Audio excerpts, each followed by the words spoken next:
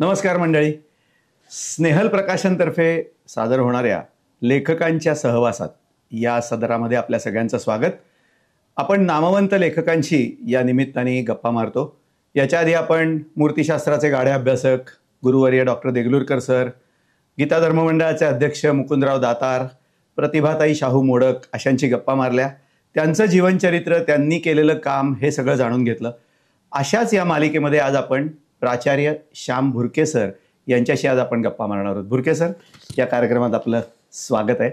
नमस्कार. लेखक, कथाकार, एकपात्री प्रयोग, द्विपात्री प्रयोग करणारे, रंगमंच कलाकार, विनोदी लेखक, व्याख्याते, अशा विविध भूमिका, आणि हे सगळ्यात महत्त्वाचं म्हणजे बँक ऑफ महाराष्ट्रमध्ये त्यांनी सर्व्हिस केली आणि त्याच्यावर बँकेवरती विविध पुस्तकं लिहिणारे, असं बहुआयामी व्यक्तिमत्व असलेल्या भुर्के सरांची आज आपण गप्पा मारणार आहोत. सर, आपलं स्वागत आहे. आपल्या पुस्तकांमधनं, आपल्याशी चर्चेमधनं आपलं आलं की आपलं बालपण साताऱ्यामध्ये गेलं आणि तिथून आपला प्रवास हळूहळू सुरू झाला आहे. बँक ऑफ महाराष्ट्राच्या बरोबरच सुरू झाला प्रवास. तर थोडं आम्हाला साताऱ्याविषयी आणि बालपणाविषयी काही सांगा. नमस्कार. माझं जन्मगाव सातारा. सातारा म्हणजे 7 ताऱ्यांच्या मध्ये असलेलं गाव. बरोबर. हे 7 किल्ले आहेत. हो. आणि मधला आमचा अजिंक्य तारा. हो. त्यामुळे आम्ही भजन म्हणतो की सातारची माणसं असे नेहमी वर जरा बघतच जातात किल्ले. बालपणापासून मोठी माणसं भेटली, ऐकायला मिळाली. क्रांतिसेन नाना पाटलांचा फार मोठा ठसा आमच्यावर उमटला, कारण संयुक्त महाराष्ट्राची चळवळ चाललेली होती आणि यांच्या मागणं जायचं आपण. मग त्याच्यात आचार्य अत्रे यायचे, सेनापती बापट यायचे. ही माणसं लहानपणापासूनच बघायला मिळाल्यामुळे कुठंतरी बीज असतं की आपण काहीतरी मोठं व्हायला पाहिजे, ते यायला लागलं. म्युन्सिपाल्टीच्या शाळेत 4थीपर्यंत शिक्षण झालं. त्यामुळे सगळ्यांना बरोबर घेऊन कसं शिकायचं हे त्या शाळेत अंगीभूतच होऊन गेलं. न्यू इंग्लिश स्कूल सातारा ही अतिशय दर्जेदार शाळा मला मिळाली 5वी ते 11वी पर्यंत. द न गोखले जे मोठे चरित्रकार आहेत ते शाळा प्रमुख होते. गन्ना जोगळेकर साहित्य परिषदेचे पुण्यात अध्यक्ष होते, ते आमचे वर्ग शिक्षक होते. गवा करंदीकर होते. ही मंडळी साहित्यात नावाजलेली आम्हाला शिक्षक होती, कितीच तरी जण. त्यामुळे चांगले चांगले लोक ऐकायला मिळायचे. तन गोखल्याने फोन केला की पुण्यातले वक्ते यायचे, शाळेत त्यांचे कार्यक्रम बघायला मिळायचे. हा परिणाम झाला. आणि BCom झाल्यावर मी जे शिवाजी कॉलेजमध्ये गेलो, तिथे आम्ही साहित्यिक कार्यक्रम स्वतःच बसवायला सुरुवात केली.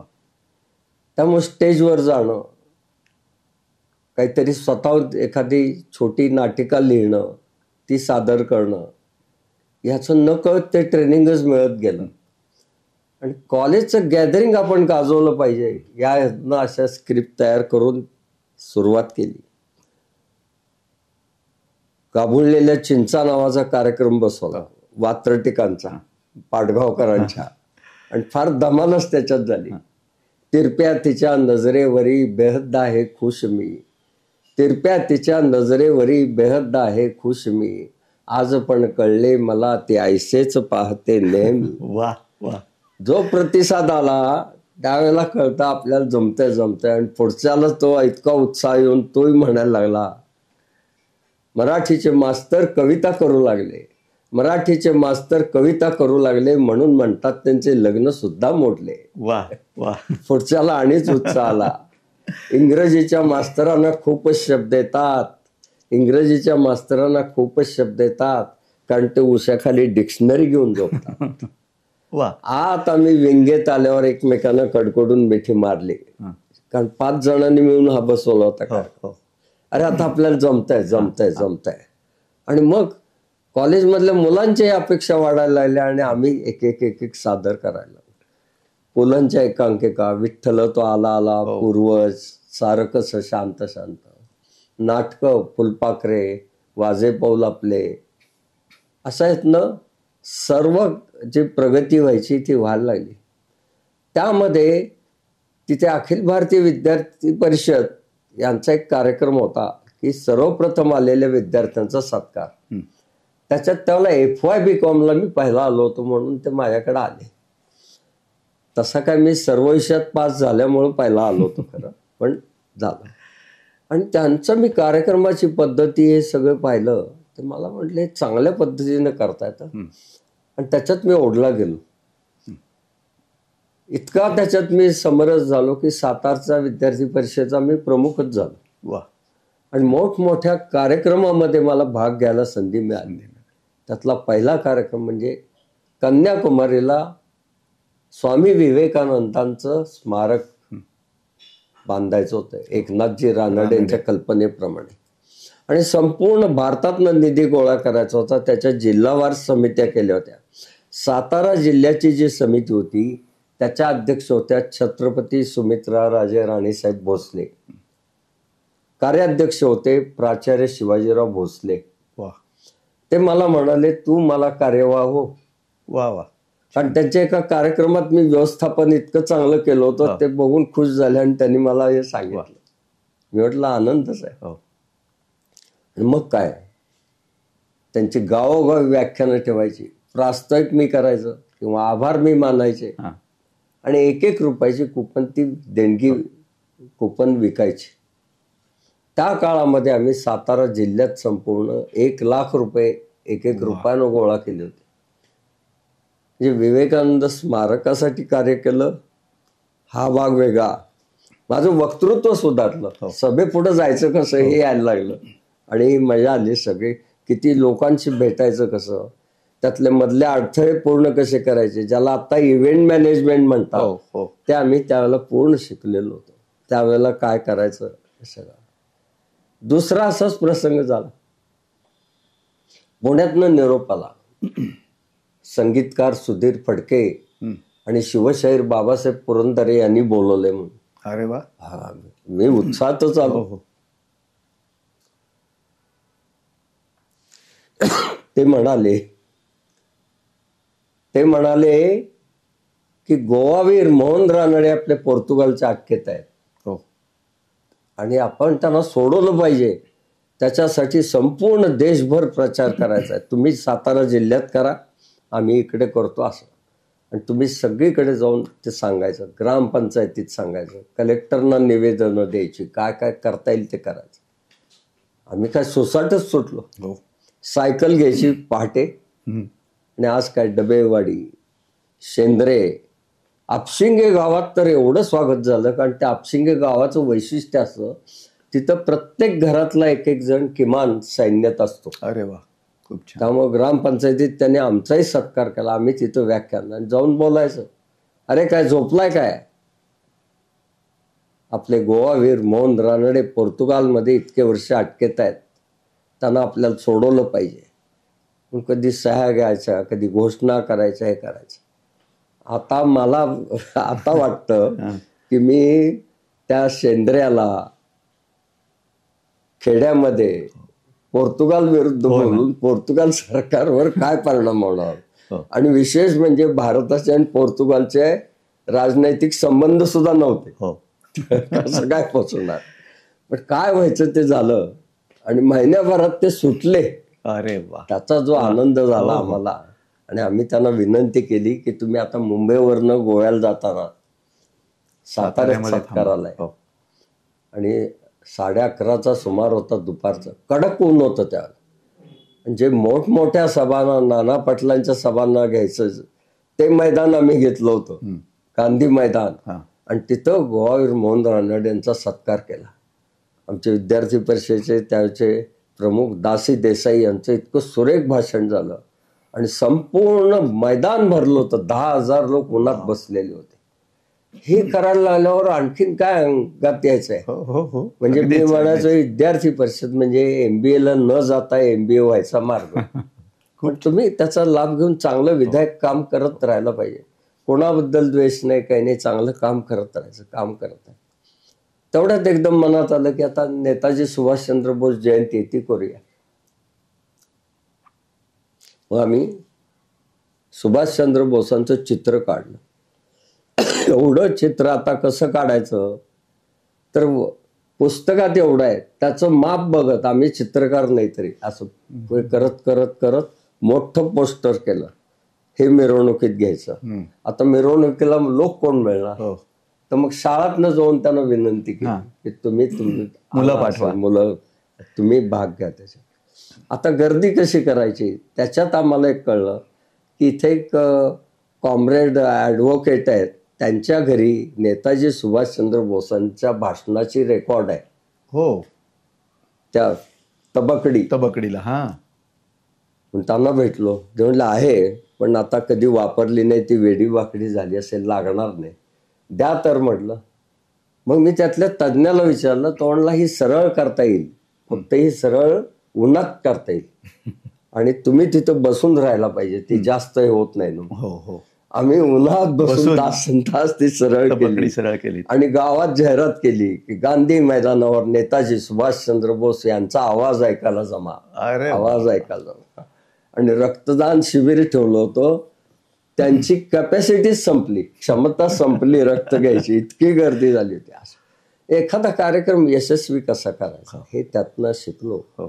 आणि कॉलेजमध्ये जायचं, पण ते हे सगळं करत करतच व्हायचं. परीक्षा पास व्हायचं एवढंच, मार्काकडं लक्ष नाही आणि घरचे विचारत नव्हते, पुढं चालला आणि जाऊ देत असायचं. त्याच्यामध्ये अरुणाचल प्रदेशमधनं आमंत्रण आलं. पद्मनाभजी आचार्य विद्यार्थी परिषदेचे यांनी एक प्रकल्प आखला होता, students experience in interstate living, आंतरराज्य छात्र जीवन दर्शन. या अरुणाचल मधली मुलं इथे येऊन राहणार, आम्ही तिथं जाणार असं. आणि तिथली आमच्या इथं आली होती. त्यांची व्यवस्था आम्ही इतकी चांगली केली. 12 विद्यार्थी आमच्याकडे होते, वेगवेगळ्या घरात ठेवायचे, रोटरीच्या लोकांना भेटायचं, रोटरीतनं देणग्या आणायच्या. मी प्रथम रोटरीत भाषणाला उभा राहिलो. त्या भाषणासाठी गेलोच नव्हतो, आम्हाला म्हटलं काहीतरी पैसे द्या, अपेक्षा होते 100-1 रुपये तरी मिळतील त्या काळातले. असं ते म्हणले उभे राहा सांगायला. किती सालातली गोष्ट ही? हे 66. हा, म्हणजे 100 रुपये म्हणून विचारलं मुद्दामून किती सालात. मोठे म्हणले तिथं उभं राहून सांगा.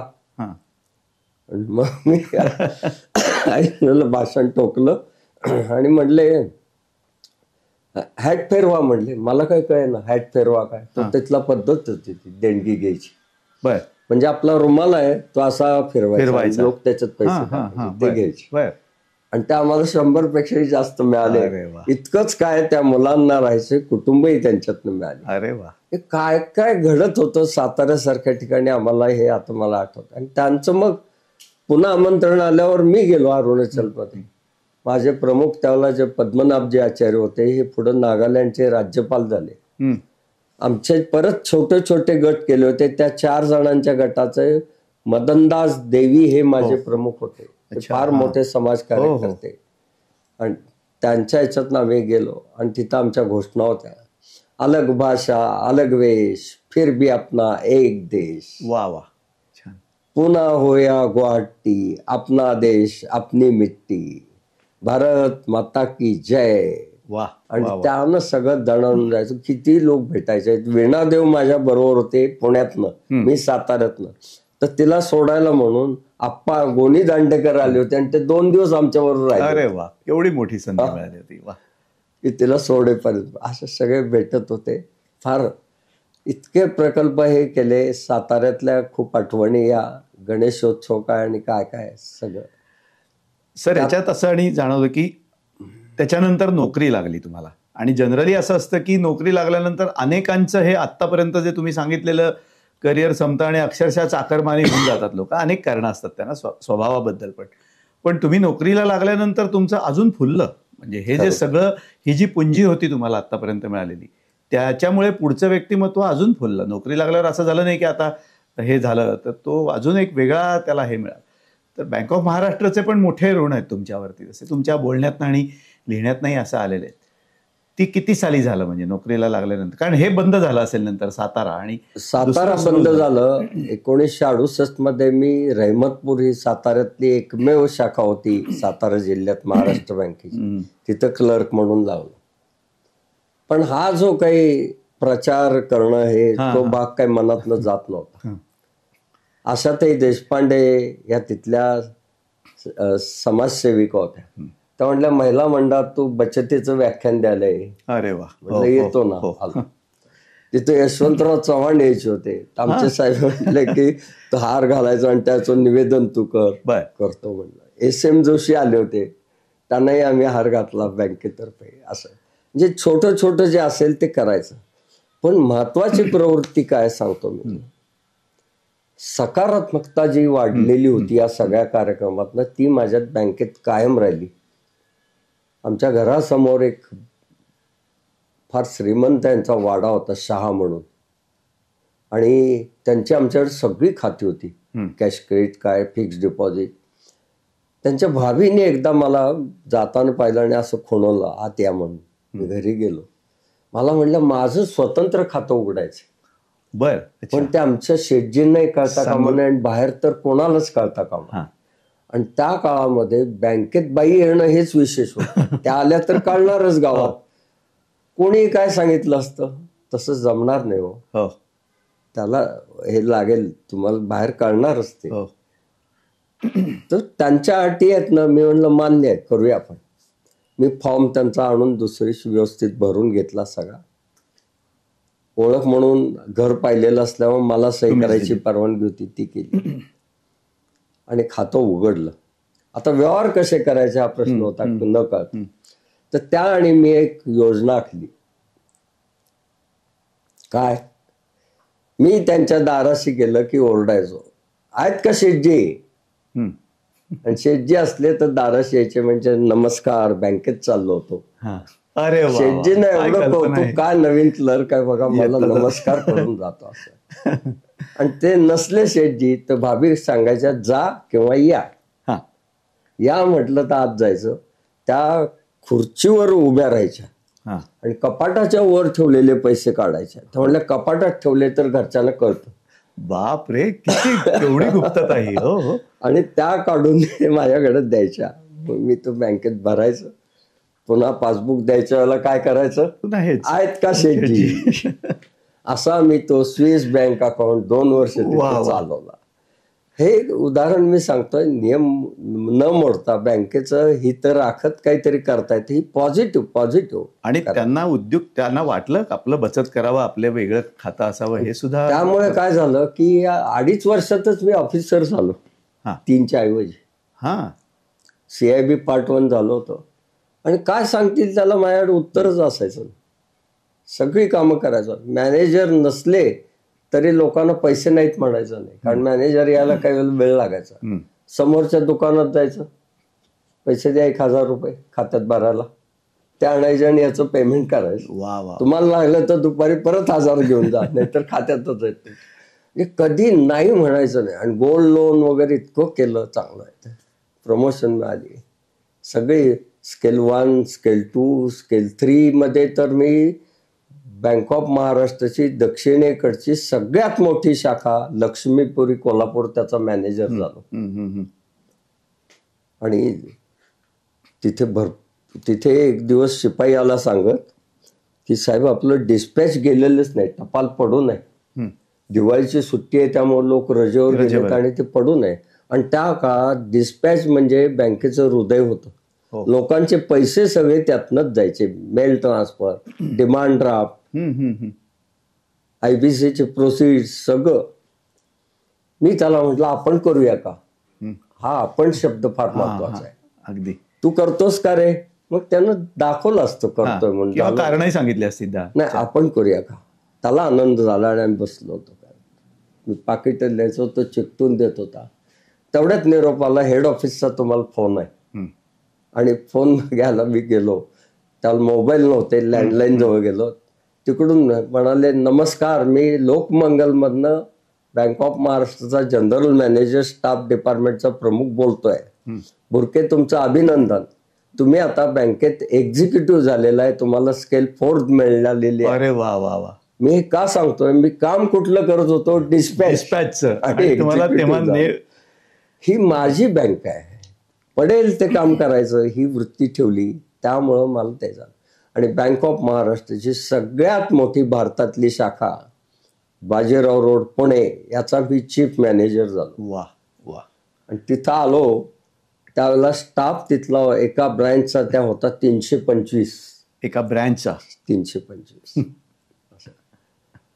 आणि म्हटलं आता हे स्टाफला समाजकार्यात आणलं पाहिजे. वृत्ती काय आहे, लोकांना मदत करायची वृत्ती ठेवायची. तेवढ्यात बातमी आली की दारात जो भजीवाला आहे याची मुलगी SSC बोर्डात 6वी आली. मी स्टाफला, लेडीज स्टाफला म्हटलं काय बातमी कशी आहे, काय चांगली आहे? चांगली म्हणजे पुढं काय म्हटलं, आलं लक्षात म्हटलं. बोलवा म्हटलं सगळ्या कुटुंबाला त्या आणि त्यांचा सत्कार करायचा करूया. सगळ्यांना त्या लेडीज स्टाफ मेंबरनी स्वतःचे पैसे घालून तुळशीबागेतनं पंजाबी ड्रेस आणला. ते करून आम्ही त्यांचा भव्य सत्कार केला. एकदम वातावरणच बदललं. आपण काहीतरी द्यायचं आहे. आणि माझ्या बँकेमधल्या कामाचं माझं कायमचं तत्व होतं, banking is 2 in 1. 1 it is employment, I get my salary, पगार मिळतो, हे एक भाग झाला. पण 2 काय आहे, it is paid social work.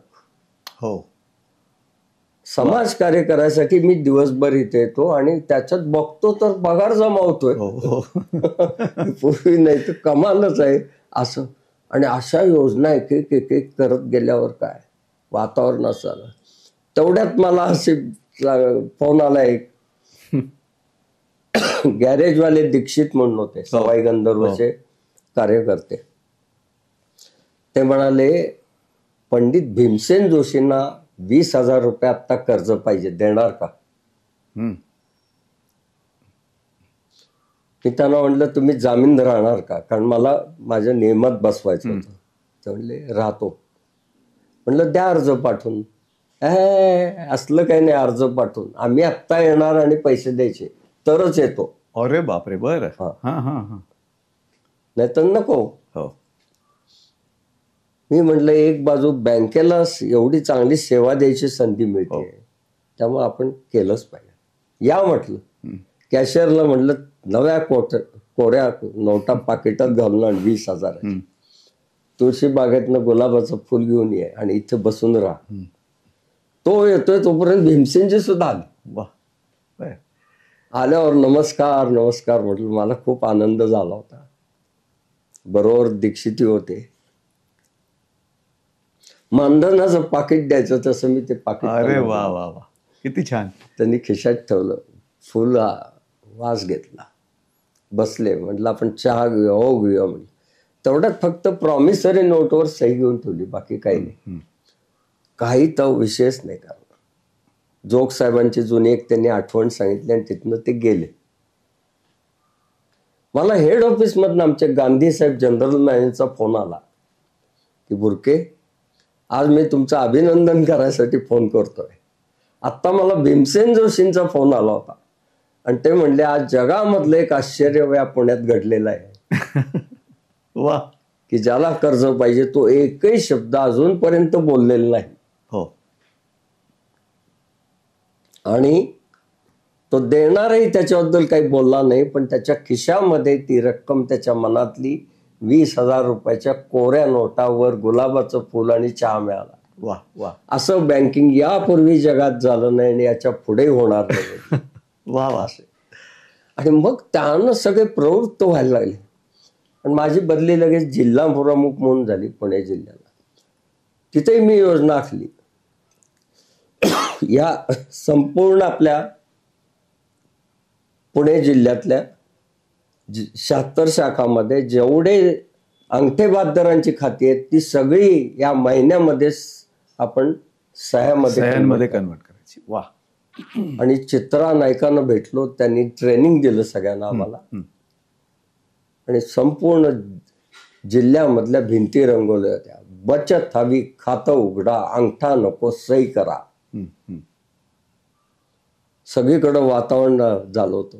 कोण रात्रीचे वर्ग घेत होता, कोण सतरंजीचे पैसे घालत होता, कोण बँकेतले लोक करत होते. बँकेतले सर्व 76 शाखातनं हे काम केलं लोक. असं. आणि संपूर्ण जिल्हा हा आमच्या शाखा पुरता तरी अंगठेबाददारांचा आम्ही सहीमध्ये कन्वर्ट केला होता, रूपांतरित करून टाकला होता. असे खूप मग बचत गट आहे ते कामं करत राहिलो. पुढे मग मी 2-2 जिल्ह्याचा प्रमुख झालो. Kolhapur, Sangli, Solapur, Osmanabad. Bank of Maharashtra head ऑफिसला झालो. मार्केटिंगचा प्रमुख झालो. मार्केटिंगमध्ये माझ्याकडे काम होतं, लोकांना स्पॉन्सरशिप द्यायची. रोज 1-2 असे 8 वर्ष मी दिली. त्यामुळे माझं पुण्यातलं जे हा भाग आहे ना सांस्कृतिक, तो सगळाच पाठ झाला. ते माझे, आणि मी नुसता बॅनर द्यायचा नाही, कार्यक्रमाला परत उशिरा कळणं थोडा वेळ जाऊन यायचं, कसं चाललंय बघायचं, हे करायचं, ते झालं. आणि मग मला प्रिन्सिपल झालो मी बँक ऑफ महाराष्ट्राचा. पुढं बोलून इंग्रजीत भाषण देता आलं पाहिजे, याच्यासाठी मी आधी फॅकल्टीला गेलो, नागपूरला बदली झाली, चालेल म्हटलं होतं. आणि त्यातनं मग मी संपूर्ण प्राचार्य म्हणून तिथं काम केलं. असा बँकेचा प्रवास फार चांगला झाला. डेप्युटी जनरल मॅनेजर पर्यंत गेलो. पण तुमच्यातले जे गुण होते ते बँकेने पण हेरले, आणि त्याच क्षेत्रामध्ये तुम्हाला पुढे, म्हणजे तुम्ही प्राचार्य झालात, शिकवलं थोडक्यात लोकांना, जे हे सगळं सांगितलं. आणि तुमचं हे सगळं बँकेचं चालू असताना पुन्हा एकपात्री प्रयोग आणि ह्या गोष्टी चालू होत्या.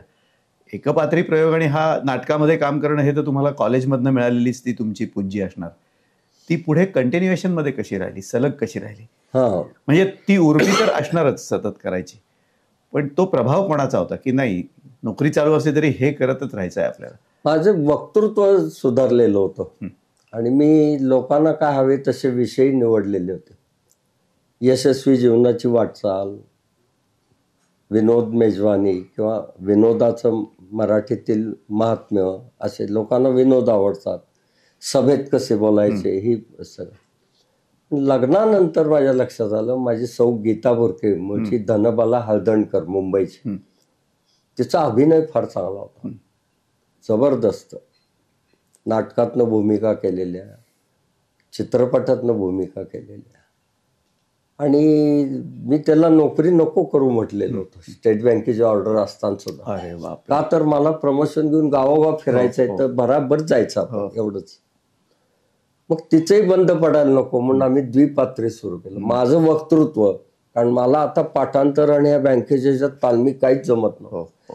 माझं पाठांतर आणि तिच्यामध्ये क्लिपिंग दाखवायच्या ऐवजी नाट्यप्रवेश.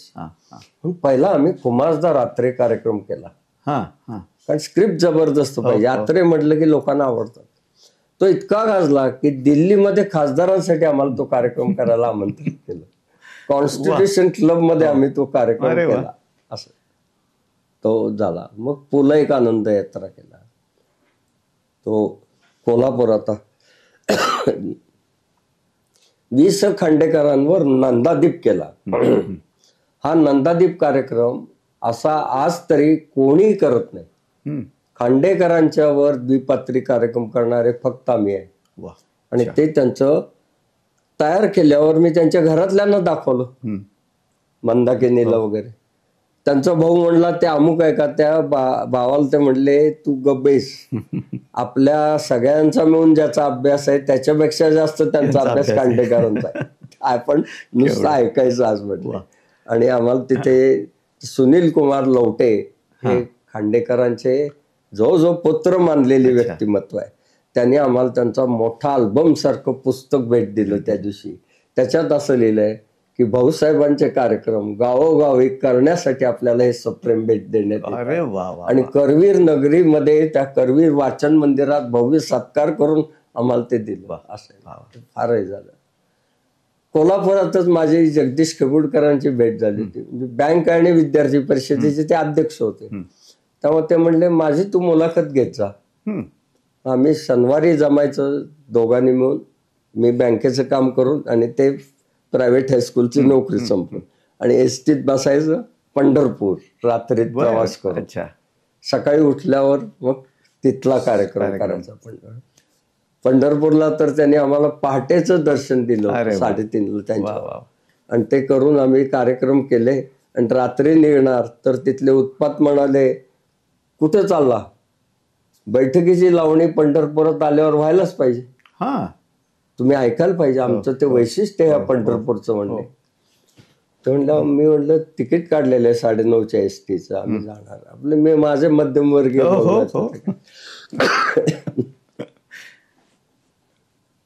कार्यक्रम संपल्याशिवाय बस सुटणार नाही.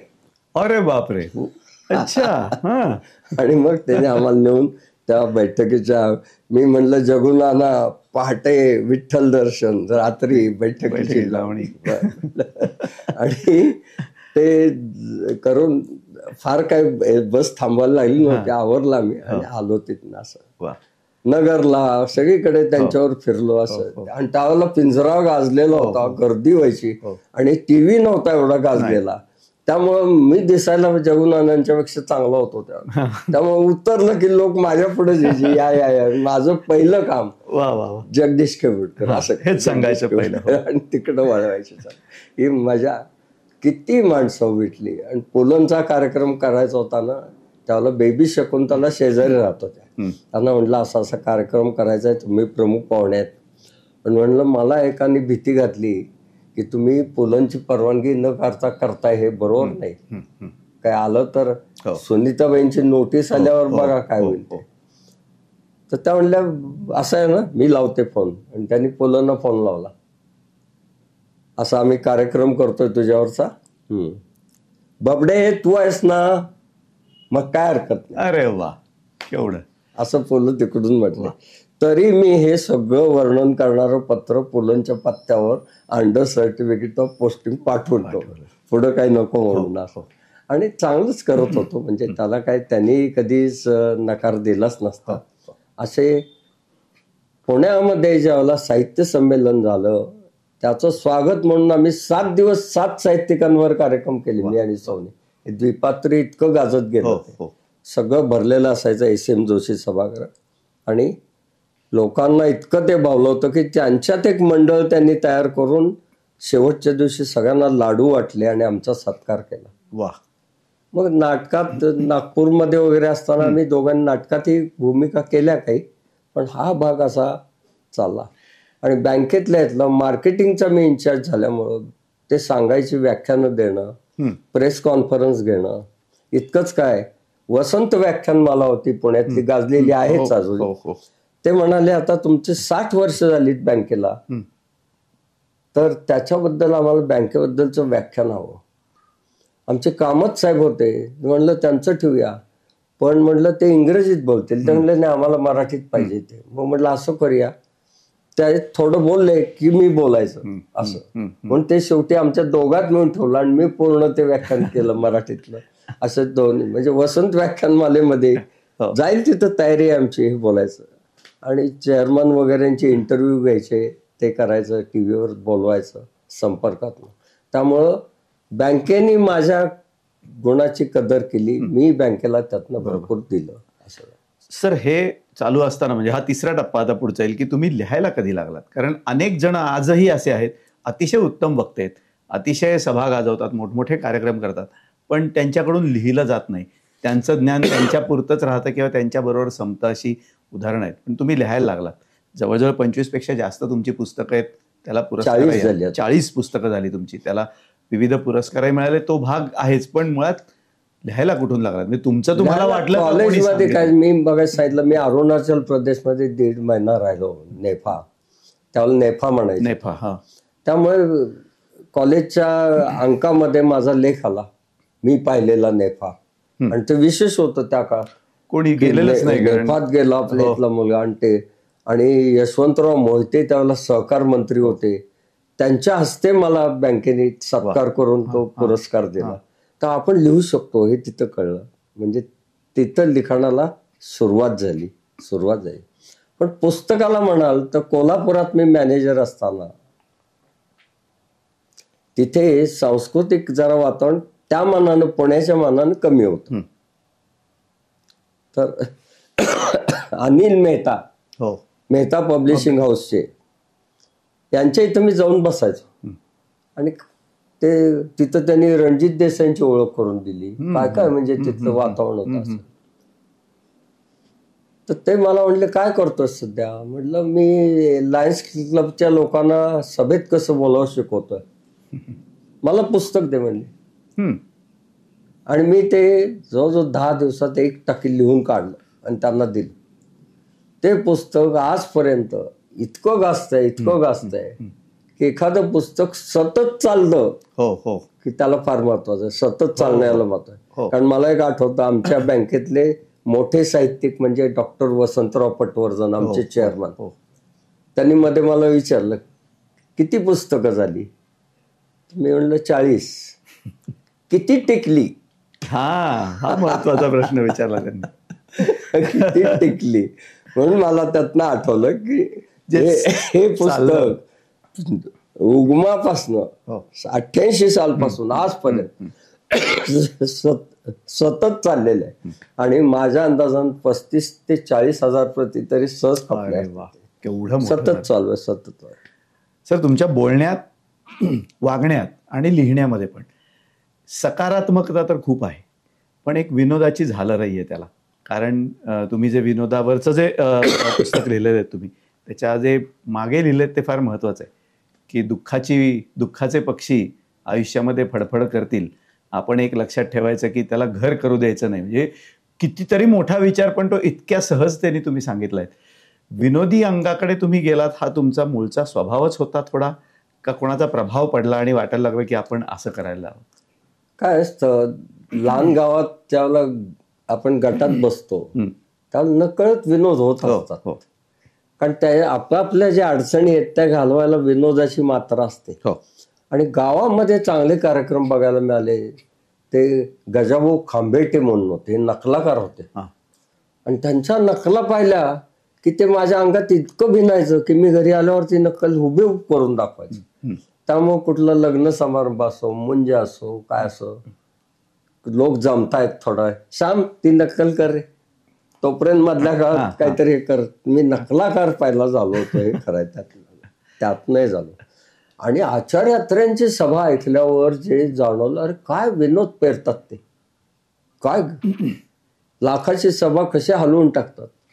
क्रांतिसिंह नाना पाटील यांच्यातनं आम्ही विनोद ऐकले.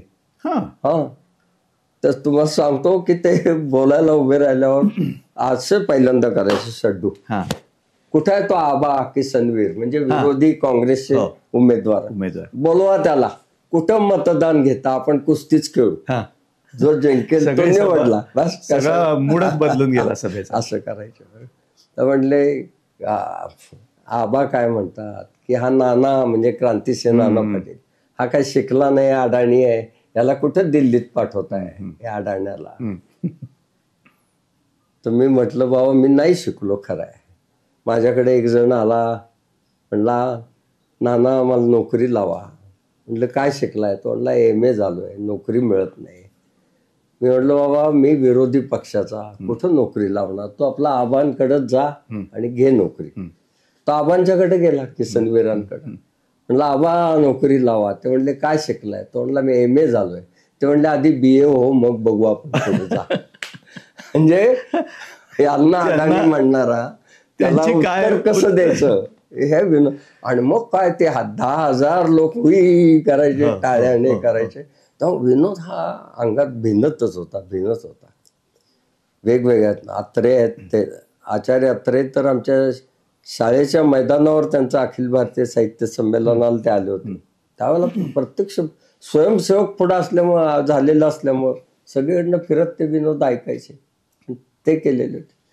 म्हणूनच पहिला कार्यक्रम मी अत्र्यांवरच बसवला ना. असं ही विनोद बुद्धी आल्यावर रहमतपूर सारख्या ठिकाणी मला जो आमचा गट होता त्याच्यात अण्णा देशपांडे जे होते, हे तिथले डॉक्टर होते. दुसरं करमणुकीचं साधन नव्हतं. संध्याकाळी जमल्यावर गप्पा मारायचं, त्याच्यात विनोद यायचे. आणि त्याची माझी प्रचिती पहिली लेखात कुठे आली सांगतो. किर्लोस्करनी त्या काळामध्ये 1969च्या दरम्यान असं जाहीर केलं होतं की ही लेखन स्पर्धा आहे आणि ही एवढी मंडळी एका बोटीत बसली आहेत, होडीत, आणि त्या होडीला भोग पडलाय आणि आता ते बुडणार आहे. तर दुसरा नावाडी बाजून जाणार म्हणतो मी एकालाच वाचवू शकतो, तर कोणाला वाचवाल ते तुम्ही लिहायचंय.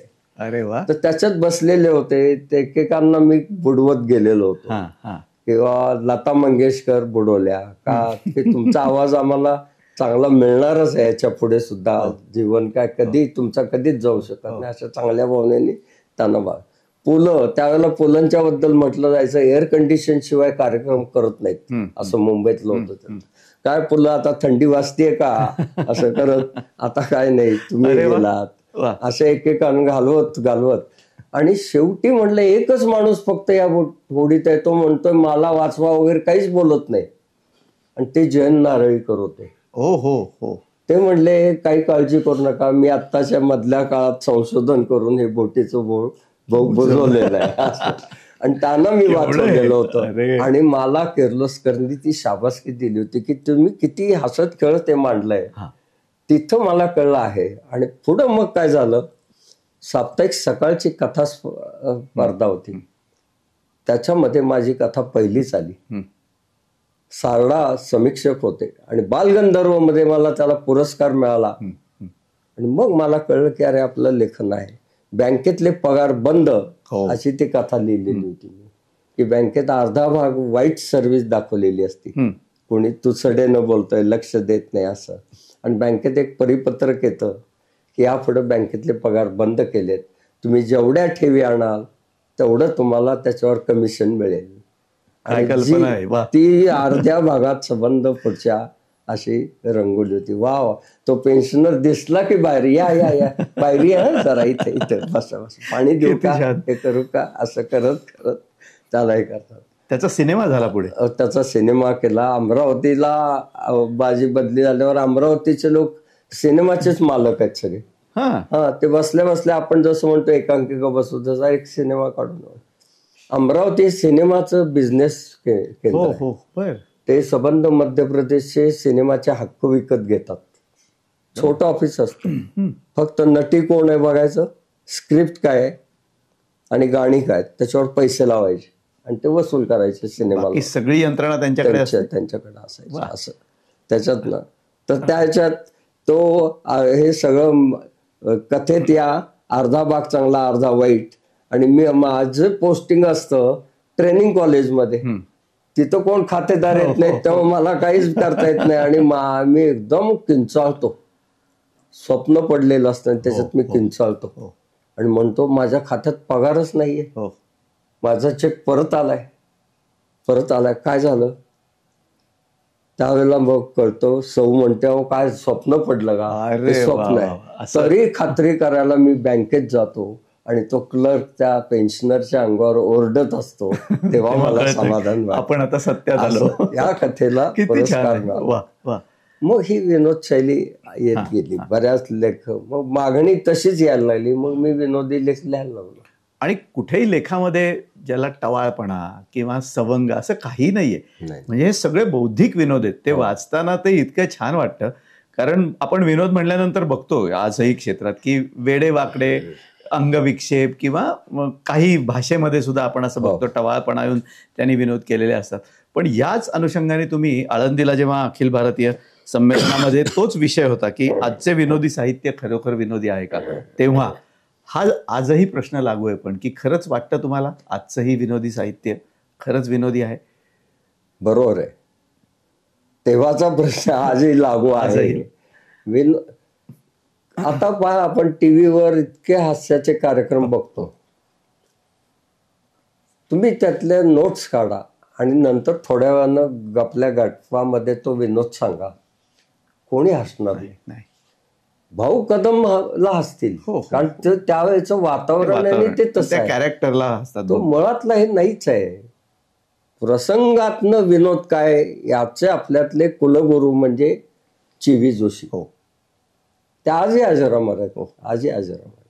त्यात हे आम्हाला कळत गेलेलं होतं. त्यामुळे त्या कुठला विनोद हा आत्ता तात्पुरता हे कळलं पाहिजे आणि कोणता दीर्घकाळ चालणार आहे. त्या आळंदी साहित्य संमेलनात ह्या परिसंवादाला द.मा. मिराजदार प्रमुख होते, मी एक वक्ता होतो आणि समोर किती हजार मोजताच येणार नाही. त्याच्या आकडे नंतर आले 30,000, कारण लता मंगेशकर उद्घाटनाला आल्या होत्या आणि उद्घाटन संपल्याबरोबर आमचा होता, त्यामुळे ती गर्दी सगळी होती. शांता शेळके अध्यक्ष होत्या आणि 2 पहिली व्याख्यानं झाली, तितके तात्विक बोलायला लागले. हो, बरोबर आहे, साहित्य संमेलनात तात्विक पाहिजे, पण 30,000 लोकांपुढे नाही तात्विक, ना. ते काही तात्विकवाले आले ऐकायला नाही, नाही ते येत. लक्षात यायला पाहिजे. दादांनी म्हणजे मिराजदारांनी मला चिठ्ठी पाठवली, लोकांना हलव, तुला पाठवतोय. हा हा. अरे वा हा, वा. म्हणजे माझा क्रम पुढे होता तो त्याने अलीकडे आधी घेतला. आणि मी गेल्यावर पहिली सुरुवातच विनोदातनं केली. हो. आणि त्यावेळेला मला कळलं की हास्याच्या लाटा ऐकू येतात.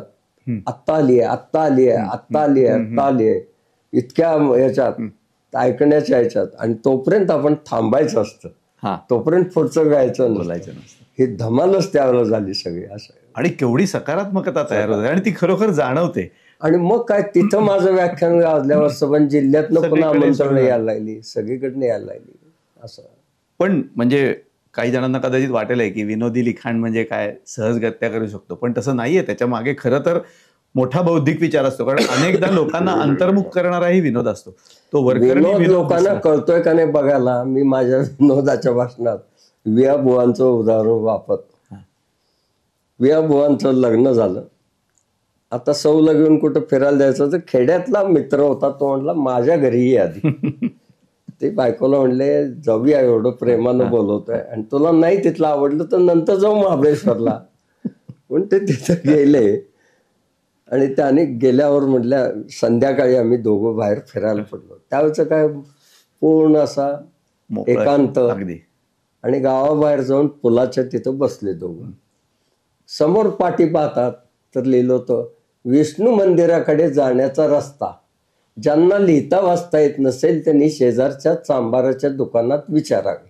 हो. वियांना एकदम हसू आलं आणि हसता हसता त्यांनी बाजूला पाहिलं तर बायकोला काहीच हसू येत नव्हतं. म्हणलं आपला चॉईस चुकला बाबा, पण काय आता काय बोलण्यात अर्थ आहे काही नाही. आणि विनोद हा समजून सांगायचा नसतो. त्यामुळे म्हणले जाऊ देत. म्हणले घरी आलो, जेवलो, शयनगृहात झोपायला गेलो. आता झोपणार तर खुदू खुदू खुदू खुदू खुदू खुदू हसण्याचेच आवाज ऐकू यायला. म्हणलं आत्ता काय झालं, कोण हसतंय? तो बायको हसत होती. तिला म्हणलं काय झालं ग तुला, आत्ता हसायला काय झालं? ती संध्याकाळची पाठी म्हणले. त्याच मला हसू यायला. अरे बाबा हिला 1-2 तासांनी तरी विनोद कळतो वाटतं. तरी काय कळलंय बघावं म्हणून म्हटले बर त्या पाठीचं काय. त्याच्यावर लिहिलं होतं ना, विष्णू मंदिराकडे जाण्याचा रस्ता, ज्यांना लिहिता वाचता येत नसेल त्यांनी शेजारच्या चांबाराच्या दुकानात विचारावे. पण चांबाराचं दुकान बंद असलं तर काय करायचं? म्हणूनच मला हसू यायला लागलं. अरे म्हणले आता झोपूया. सगळीच गंमत. वा वा. म्हणजे म्हटलं विनोद कळतो का नाही बघायला मी हा वापरतो. त्याच्यावरनं काय अंदाज येतो, कुठल्या पद्धतीचे वापरायचे हे महत्वाचं आहे. आणि म्हणजे तुमच्या विनोदी लेखनाबरोबरच तुम्हाला अनेक साहित्यिकांचाही सहवास लाभला, त्यांच्याबरोबर काम करायची, त्यांच्याबरोबर आणि त्यातूनच तुम्ही साहित्य दरबारातील दशरत्न हे फार सुंदर पुस्तक लिहिलेलं आहे त्याच्यावरती, की किमान त्या लोकांचं काय होती माणसं, ती कसं यावं पुढे, ते कुठून आलं, किंवा त्याबद्दल काही सांगाल का? की ही माणसं आधी मुळात ती 10 कशी निवडलीत हा खरं तर प्रश्न आहे, कारण खूप आहेत रत्नही, पण तुम्ही ती 10 निवडून त्यांच्याबद्दल सांगितलेलं आहे. तर त्या 10 लोकांचा तुमचा व्यक्तिगत संपर्क आला म्हणून लिहिलीत का तुम्हाला वाटलं की हे मानदंड आहेत काही की हे आलेच पाहिजेत? असं मराठीतले ते मानदंड आहेत. आणि मुख्य साहित्याचा उद्देश आहे हा समाजहित आहे. म्हणून आमची स्नेहलची आमची मैत्री जमली. समाजहित आहे. कुठल्याही मार्गाने तुम्ही विनोदात्न करा, व्याख्यानाचा विषय घ्या, ज्ञानाचा घ्या, कुठला घ्या, समाजहित हे कायम लक्षात ठेवलं पाहिजे. आणि ज्यांनी आपल्या इथं चांगलं केलेलं आहे, असे साहित्यिक आहेत ते लोकांच्या पुढे सतत आले पाहिजेत. म्हणून साहित्य दरबारातील दशरत्नमध्ये पहिलं मी नाव निवडलं ते स्वातंत्र्यवीर सावरकरांचं. सावरकरांचं साहित्य तर अफाटच आहे. आम्ही त्यांच्यावरचा कार्यक्रमच करतो. फर्ग्युसनमध्ये त्यांच्या खोलीजवळ केलेला आहे, पुण्यातल्या कर्वे रस्त्यावरच्या स्मारकाजवळ केलेला आहे स्मारक. त्यांचं किती त्याच्यातल्या काही गोष्टी बघा, आता हे सगळं आलंच आहे त्यांचं शिक्षा भोगणं हे, पण शिक्षा भोगायला ते त्यावेळेला अंदमानकडे चाललेले होते. आता बोट किनाऱ्याजवळ आलेली आहे, त्यावेळेला त्यांच्या मनात आलं आता आपला भाऊ आत आहे, तुरुंगात, इथेच काळ्या पाण्याच्या शिक्षेला. का तर केवळ माझं पुस्तक प्रकाशित केलं म्हणून. इतक्या दिवसांनी माझी त्याची भेट होणार, हा आनंद आहे. वा, केवढी सकारात्मक, केवढा आनंद आहे. पण त्याच वेळेला त्यालाही शिक्षा भोगायला लागते, हे दुःख आहे. तिथं त्यांचं एक वाक्य आहे, ते कायम लक्षात ठेवा, नीट ऐका. सुख इतकं दुःखद असतं याचा मी प्रथमच अनुभव घेतो. अरे बापरे, कमाल कमाल. या वाक्याबद्दल द.बी. कुलकर्णी संमेलनाध्यक्ष म्हणतात, या एका वाक्याबद्दल सावरकरांना नोबेल पुरस्कार मिळाला पाहिजे. अक्षरशः ह्या गोष्टी मी त्यातनं मांडल्या त्या पुस्तकातून. त्यामुळे ते फार चांगलं झालंय. मग आत्रे आहेतच आमचे, आत्र्यांच्या बद्दल मांडलेलं आहे की आत्र्यांचा सकारात्मकता. आत्रे केवळ विनोद नाहीये, तो तुम्हाला नैराश्यातनं बाहेर काढणार व्यक्तिमत्व म्हणजे आचार्य आत्रे आहेत, हे लक्षात घेतलं पाहिजे. असे सगळेच साहित्यिक त्याच्यामधले एक आहेत. मारुती चित्तमपल्ली आहेत. मारुती चित्तमपल्लींची तर मी आमच्या ट्रेनिंग कॉलेजमध्ये मुलाखतच घेतली, कारण त्यांच्या सगळ्या वर्गातनं मी फिरत असायचो पक्षी निरीक्षण, ते बघायचो. त्यातनं काय सामर्थ्य आहे त्यांचं सांगतो. चित्तमपल्लींच्या या किंवा निरीक्षण, पक्षी, वन्य पशु याचं सामर्थ्य लक्षात घ्या. अखिल भारतीय साहित्य संमेलनाची निवडणूक होती, किती चुरशीनं चालते, केवढी चर्चा चालते. आणि सोलापुरात साहित्य संमेलन होणार असल्यामुळे डॉक्टर निर्मल कुमार फडकुले उभे राहिले होते. सोलापूरला फडकुले म्हणजे निवडून येणारच, काय प्रश्नच नाही असं. आणि आता त्याचं शेवटची तारीख भरत आली होती, त्यावेळेला मारुती चित्तमपल्लीने अर्ज भरला. सगळे चर्चेत काय, चित्तमपल्ली उभे राहिले ठीक आहे, पण ते काय निवडून येण्याच्यातले नाहीत असं, म्हणजे फडकुल्यांच्या पुढे नाही. त्यांनी एका पत्रकार परिषदेत मारुती चित्तमपल्ली एवढंच म्हणले, मी लिहायला लावलो आपलं हे पक्षी प्राणी, याचं आयुष्यभर मला प्राण्यांनी सांभाळलं, पक्ष्यांनी सांभाळलं, वनस्पतींनी, जंगलांनी सांभाळलं, आता याला माणूस काय करतोय एवढंच बघायचं. अरे वा, ह्या एका वाक्यानं जे काही फिरलं सगळं, आणि मारुती चित्तमपल्ली निवडून आले. ग्रेट ग्रेट, अफाट होते ते. म्हणजे काय हे सामर्थ्य लक्षात घ्या, सगळे जेवढे निसर्गप्रेमी आहेत त्यांनी. नक्कीच नक्की. आणि जेव्हा तुम्ही स्वतःचं आत्मचरित्र लिहिला तेव्हा आनंदाचं पासबुक, म्हणजे तुमचा आनंदी स्वभाव आणि तुमच्या बँकेची तुमची पार्श्वभूमी, याचं अगदी योग्य असं त्याला शीर्षक आहे. म्हणजे त्याला हे शीर्षक काय आहे, शीर्षक काय सांगतं आणि पुस्तकातनं तुम्ही काय सांगितलं. हो, कारण हा लेखाजोखा आहे सगळा पासबुक, म्हणजे आपल्या खात्याचा, तो आयुष्याच्या खात्याचा. जीवनात काय दुःख येणार, पण ती विसरायची, आणि आनंदाच्या गोष्टी त्याचा गुणाकार करत जायचंय, सारखं सांगत जायचंय. आणि सांगण्याचा एक मार्ग म्हणूनच हे आत्मवृत्त आहे. आत्मवृत्त आहे. त्या आत्मवृत्तामध्ये बँकेतनं केलेल्या चांगल्या गोष्टी तर आहेतच, किती आहेत त्या. मला आठवत आहे की कोल्हापूरला मी होतो आणि ऑफिसर म्हणून त्यावेळेला माझं पोस्टिंग होतं. आणि पहिल्याच दिवशी मला मॅनेजरनी फाईल दिली, हे कर्ज वसूल करायचं आहे, थकीत झालेलं आहे, त्यांनी एकही पैसा भरलेला नाही, आपण त्याच्यावर कोर्टात दावा केलेला आहे, निकाल आपल्या बाजूने लागलेला आहे, त्याचं घर विकायचं आणि पैसे वसूल करायचे, ही जबाबदारी तुमची. मी पाहिलं तर लिमिटेशन ऍक्टने काळ थोडाच राहिला होता. मी माझं काम उरकलं आणि त्याचं घर शोधून काढलं संध्याकाळी. नाहीतर कोणी काय म्हणेल, वकिलाकडे दे कागद आणि सह्याला जा. मी नेहमीचं घर शोधलं. त्यांना म्हणलं, बाबा तुम्हाला कर्ज मिळालं का बँकेतनं? ते म्हणले मिळालं ना. मग काय केलं? ते म्हणले मी लेथ मशीन घेतलं आणि त्याच्यावर उत्पादन सुरू केलं. पण एक ठिणगी माझ्या डोळ्यात गेली आणि माझा डोळा गेला. हॉस्पिटलचं बिल भरता भरता हे सगळं मशीन विकायला लागलं, माल विकायला लागला, काही नाही आता आमच्या घरात. म्हणलं मग तुमचं घर कसं चालतं? 2 मुलं आहेत म्हणले, त्यांना 150 आणि 160 असा पगार आहे. नाही सॉरी, त्यावेळेला 25 आणि 30 रुपये पगार होता. पगार फक्त 25 आणि 30 रुपये, त्याच्यावर फक्त धान्य येतं आणि घर चालतं. मी येऊन मॅनेजरना सांगितलं असं असं आहे. मॅनेजर म्हणाले तुम्ही त्यांच्या बाजूने गेला होता का आपल्या? हा, पैसे वसूल झाले पाहिजे.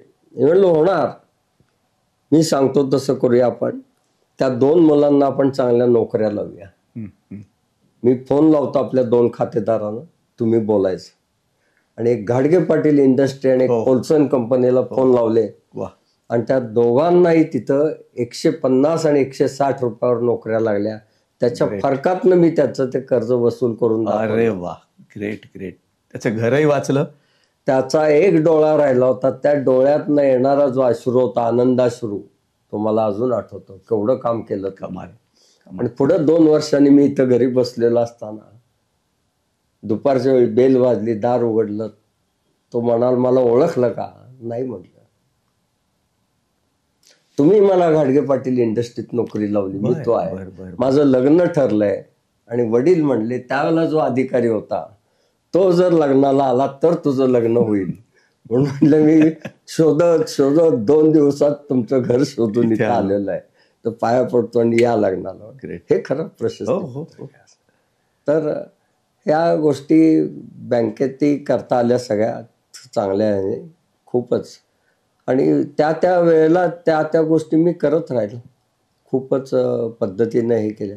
अभिनव विद्यालय इथं कला क्षेत्रातलं, त्याचं खातं आमच्याकडे हे झालं होतं, थकीत झालं होतं.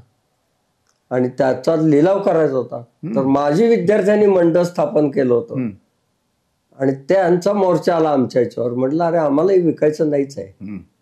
त्यांनी 34 रुपये गोळा केलेले माझ्या हातात दिले, हे घ्या म्हणले. बापरे. पण करायचं नाही आम्हाला. त्यावेळेला काही लोकांना मात्र ते त्यांच्यातल्याच विकायचं होतं. पण आम्ही आणि ते एकत्र येऊन ते विकू दिलं नाही आणि आजही ती इमारत आणि कॉलेज चालू आहे.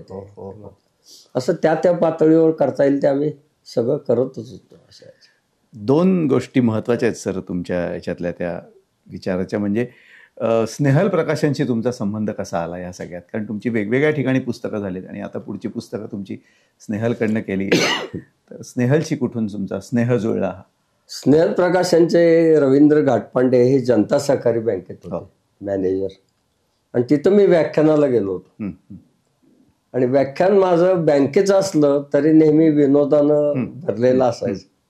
गमते जमते करत मी सांगायचो आणि उदाहरणांचा माझ्याकडे प्रचंड साठा असायचा, त्यामुळे लोकांना ते आवडायचं. आजही आवडतं. इतके वर्ष झाली एकही आठवडा गेला नाही की माझं बँकेत व्याख्यान झालेलं नाही, असं चालूच आहे. त्यामुळेच तुम्ही म्हणतो व्याख्यानाची संख्या 5,000वर गेली आणि मोजणं आता बंद करून टाकलं असं. तर घाटपांड्यांनी तिथे त्यांना लक्षात आलं म्हणून त्यांनी त्यांच्या बँकेच्या गणेशोत्सवात बोलवलं. ती ओळख वाढत गेल्यावर ते म्हणले आम्हाला तुमचं एखादं पुस्तक द्या. आणि मग पुस्तक त्यांच्याकडे लिहायला सुरुवात झाली. जगन्नाथ शंकर शेठ यांचं चरित्र म्हटलं फार चांगलं आहे, पण लोकांना अजून ते माहिती नाहीये, झाकलं गेलेलं आहे. याच विषयावर खरं तर पुढे येणार होतो की तुमचं जे पुस्तक आहे जगन्नाथ शंकर शेठांवरचं जे पूर्णपणे त्याच्याही बद्दल बोलायचं नाही. मला त्यांचं का आश्चर्य वाटतंय की जे माहिती नाही ते माझ्याकडे कशाला आणलाय, हा प्रकाशक कोणी म्हणेल ना, विकणं कोण म्हणणार. बरं, मी असा लेखक नव्हतो की मी पैसे भरेन माझं करा म्हणून, हे पहिल्यापासून होतं. मला त्यातनं नाही मिळालं काही चालेल, पण मी काही त्याच्यासाठी देणार नाही हा काय. आणि ते जगन्नाथ शंकर शेठ यांच्यावरचा माझा अभ्यास खूप झाला होता आणि त्यांच्यावरचं मी ते पुस्तक त्यांना दिलं. त्यांनी कुठलेही आडेवेडे न घेता ते छापलं. विशेष म्हणजे रोटरी क्लब, लायन्स क्लब इकडं जे जे वाचायचे ते म्हणायचे अरे नवीनच आहे, आम्हाला माहित नव्हतं की मुंबई यांनी घडवली. मुंबईत ज्या ज्या संस्था आहेत त्या सगळ्या यांनी काढल्यात, आम्हाला हे माहितीच नव्हतं. मुंबई विद्यापीठ यांनी काढलंय, मुंबईतली शाळा यांनी काढलेली आहे. जे स्कूल ऑफ आर्ट जिजीबाईंना घेऊन बरोबर ते काढलेलं आहे. एशियाटिक सोसायटी आहे, एशियाटिक सोसायटी आहे. काय काय जे म्हणाल ते सगळं त्यांनी तिथं केलेलं. जे भव्य दिसतंय खरं आज मुंबईत त्याच्या मागे नानांचा भारताची अर्थव्यवस्था घडवणारी म्हणजे रेल्वे. त्या रेल्वेची सुरुवात जगन्नाथ शंकर शेठ यांनी केली. घरामध्ये स्वतःच्या ऑफिस सुरू केलं. का तर त्यांचा व्यापार होता, परदेशी नोटा त्यांच्याकडे मिळायच्या. परदेशातल्या आलेल्यांनी त्यांनी विचारलं तुमच्याकडे काय चाललंय, त्यामुळे आमच्याकडे रेल्वे आली आहे इंग्लंडला. असं आहे का? माहिती घेतली आणि आपल्याकडे सुरू करू. हो हो 4 वर्ष घरी कार्यालय चालवलं आणि नंतर ते इकडं आलं, ते केलं. म्हणून त्यांनी शंकर शेटांचं पुस्तक आलं. मग ते सांगतील तो विषय घ्यायचा, दोघात चर्चेनं ठरवायचा की काहीतरी मोठं घडवणार आहे. 10 साहित्यिकांवर लिहा म्हटले, म्हणून साहित्य दरबारातील दशरथने ते पुस्तक लिहिलं. पण मी त्यांना म्हटलं लोकांना घडवणारं असं पुस्तक मी तुम्हाला देतो, यशस्वी जीवनाची वाटचाल. बरोबर. आणि ते पुस्तक मला फार आवडतं. इतकंच काय, ज्यांनी ज्यांनी वाचलंय ते म्हणतात आम्ही त्याच्या 7 प्रती घेतल्या आणि नातेवाईकांना दिल्या. प्रत्येकाला वाटतं आपल्या नात्यातली घरं आहेत ना ती आनंदी झाली पाहिजे. त्या घरात सोफा मोठा असेल, टीव्ही मोठा असेल, पण सुख असेल असं नाही. खरंय. ते आणणं मन निर्मळ करणारं हे पुस्तक आहे. ते म्हणजे यशस्वी जीवनाची वाटचाल. कोणती वस्तू पूर्ण व्हायची असेल तर त्याला 3 बाजू असतात. उदाहरणार्थ ही पाण्याची बाटली आहे, ही काय आहे, त्याला 3 बाजू आहेत, लांबी, रुंदी, खोली. तसं आपल्या जीवनाच्या 3 बाजू आहेत, त्या फक्त ते त्यात मांडल्यात. लांबी म्हणजे आयुष्य 100 वर्ष जगायचं. 100 वर्ष जगायचं. लगेच माझ्याकडे उदाहरणं यायची की अमरावतीला मी मॅनेजर होतो आणि बँकेचा रौप्य महोत्सव म्हणून रावबहादूर खरेंना आमंत्रित केलं. त्यांचं वय 105 होतं. हो हो. त्यांना विचारलं की 105 वय कसं काय तुमचं जमलं तुम्हाला? ते म्हणले मी एकच मंत्र शिकलो, सो व्हॉट. म्हणून काय झालं, चालायचंच होतं कधी कधी असं, त्याला काय झालं. आपल्या विरुद्ध घटना घडणारच, कारण आपण आणि ते वेगळेच आहे.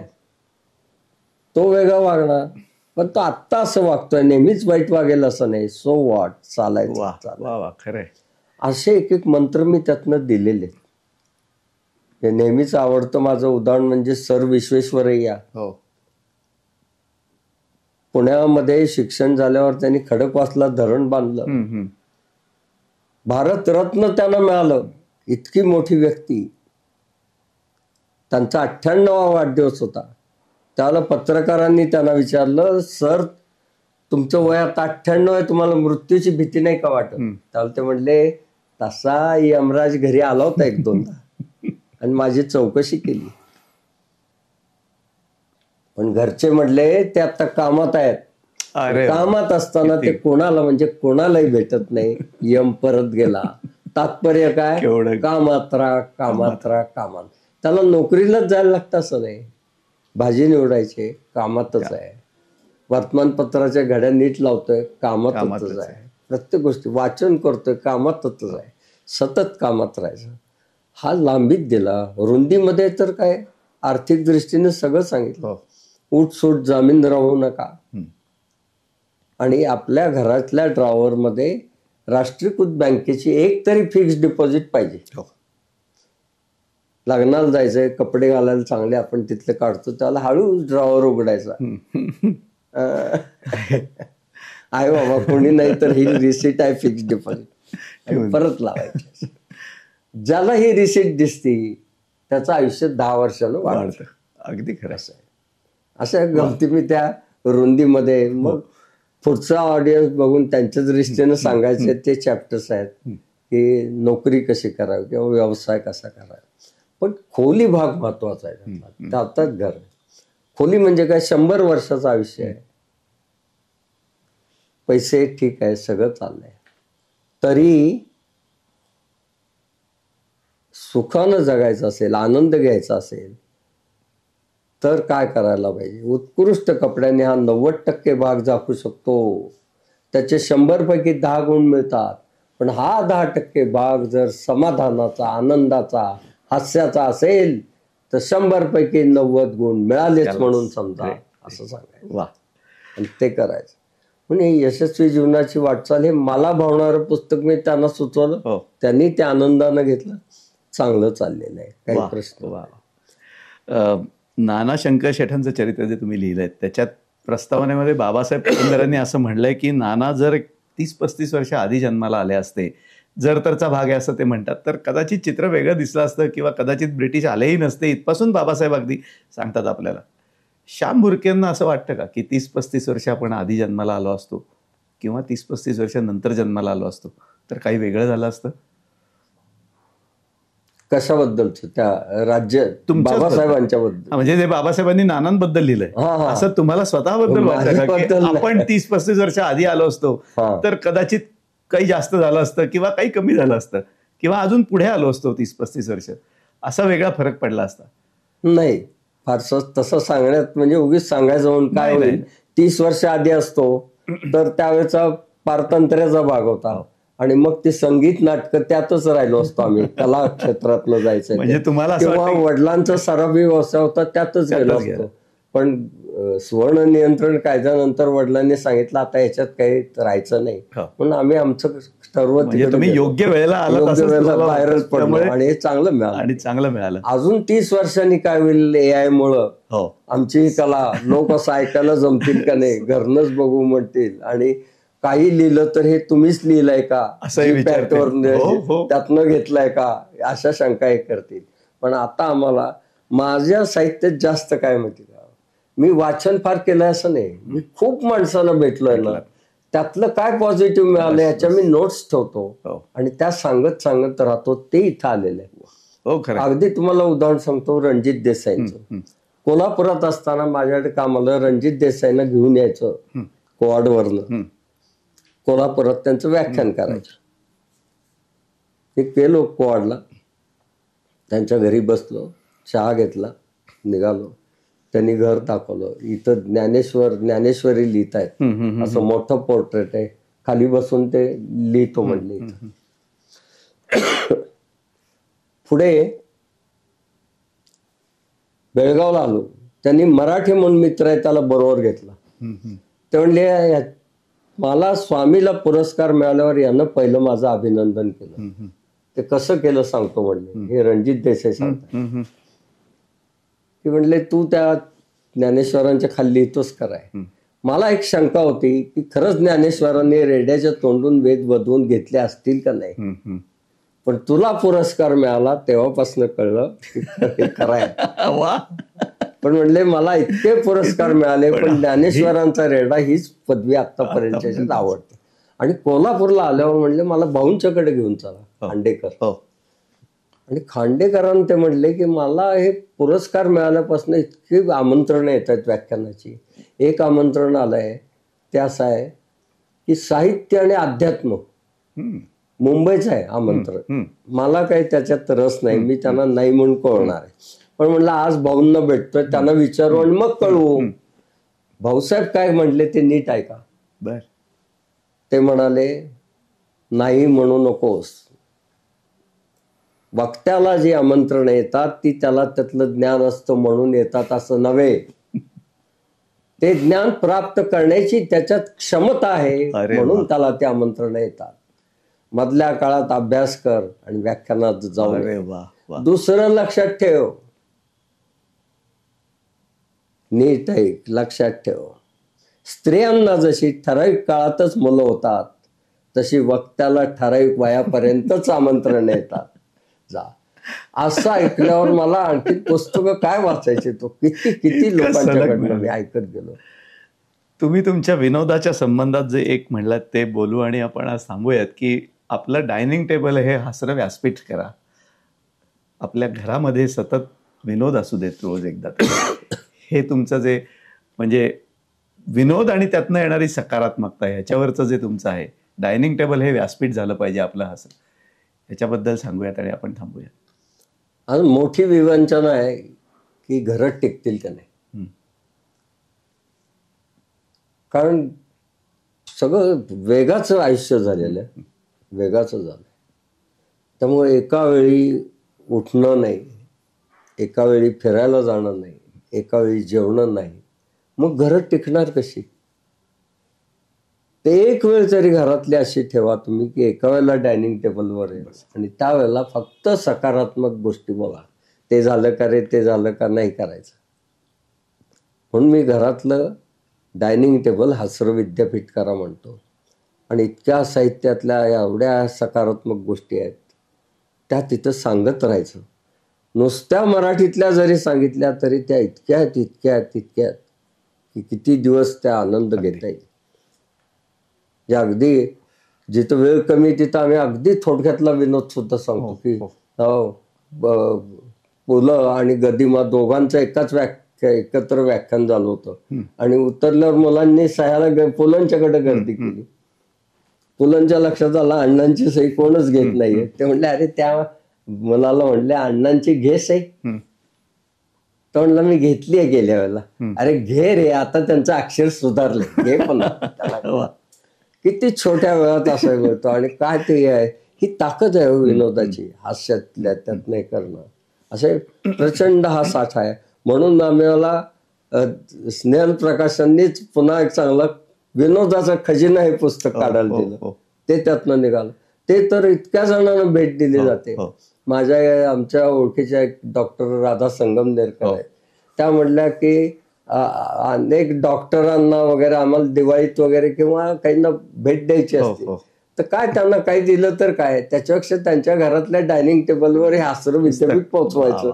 म्हणून ते पुस्तक पाठवतात आणि सगळीकडनं चांगला प्रतिसाद येतो त्याला. असं चालू आहे व्यवस्थित. वा, खूपच छान. मंडळी, जवळजवळ तासभर होऊन गेला, त्याच्यापेक्षा जास्त वेळ आपण बोलतोय. विनोदाच्या अंगाने सकारात्मकता किती ओसंडून वाहते हे आपण तासभर पाहिलं. आणि आता इतक्या वेळच्या चर्चेमध्ये एकही कुणाही बद्दल कुठलाही वाईट शब्द किंवा एक वाईट अनुभव आला असं आपल्याला कुठेही कधी मिळालं नाही. जे काय झालं ते चांगलंच झालं. आणि ही जी सकारात्मकता आहे, ही जी ऊर्जा आहे, ती सरांच्या चेहऱ्यावरही जाणवते आणि त्यांच्या सहवासात राहिल्यावरही जाणवते. अशाच अनेक साहित्यिकांच्या आपण भेटी घेणार आहोत आणि त्यांच्याशी चर्चा करणार आहोत. स्नेहल प्रकाशांचा हा जो यूट्यूब चॅनल आहे त्याला अवश्य लाईक करा, सबस्क्राईब करा आणि या मुलाखतीबद्दल आपल्याला काय वाटलं अभिप्रायसुद्धा कळवा. सर, आपण आत्ता वेळ काढलात आणि एवढी छान आनंददायी चर्चा आपल्याबरोबर झाली, त्याबद्दल स्नेहलतर्फे आणि या सगळ्या मंडळींतर्फे मनःपूर्वक आपले आभार. धन्यवाद.